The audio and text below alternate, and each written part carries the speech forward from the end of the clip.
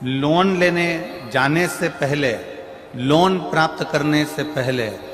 Bank का कर्जा हो, चाहे पड़ोसी का कर्जा हो, चाहे व्यापारी का कर्जा हो,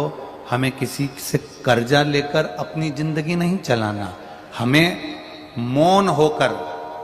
जहां नंदी बैठता है उस नंदी के बिल्कुल पास में 2 मिनट बैठकर,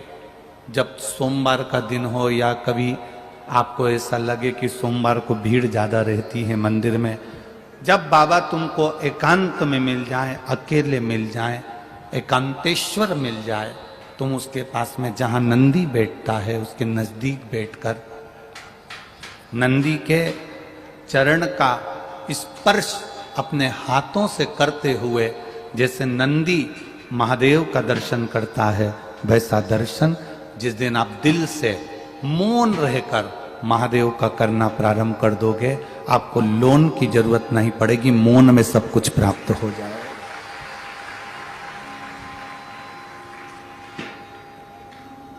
आप मौन से सब कुछ प्राप्त कर सकते हो, मौन से सब धारण कर सकते हो।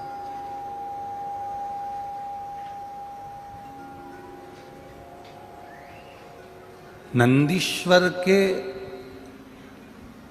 केवल चरणारविंद का स्पर्श कर कर भी हम अगर देवाधिदेव महादेव का दर्शन कर रहे हैं, शिवलिंग का दर्शन कर रहे हैं, तो उसमें सुख है हमारा,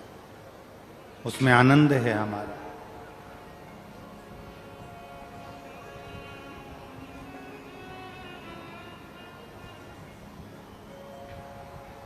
एक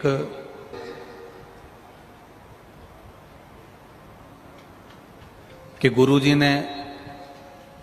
नंदी के पांव पकड़कर शिवलिंग के दर्शन का वर्णन किया है। यह कौन सी पुराण से करा है? तो आप कह सकते हो तमिल की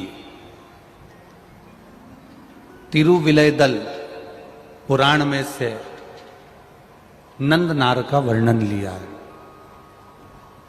जिसमें नंदनार नंदी का पांव पकड़ता है, नंदी के चरण का स्पर्श करता है और मौन होकर सामने शिव का दर्शन करता है।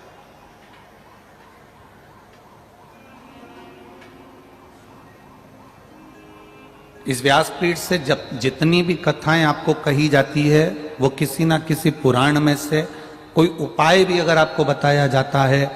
कि 5 जगह जल चढ़ाना, या बेलपत्री में जल चढ़ाना, या शिव जी के शिवलिंग पर जल चढ़ाना, या दुर्वा चढ़ाना, या बेलपत्र चढ़ाना, ये बिना कहीं लिखे हम इस व्यासपीठ से बोलते भी नहीं है। उसको पढ़ा है, देखा है, कौन सी पुराण में से, किस जगह से, एक पुराण नहीं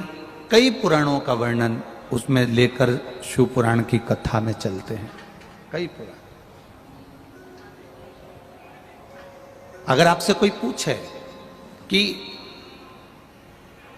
सियोर वाला महाराज बोला कि लोन लेने की जगह मौन बैठने में सुख है, कर्जा लेने से अच्छा है कि घर की 2 सूखी रोटी खाओ और भोलेनाथ जी पे 1 लोटा जल चढ़ाओ, तो भोलेनाथ हाथ पकड़कर आगे बढ़ा दे।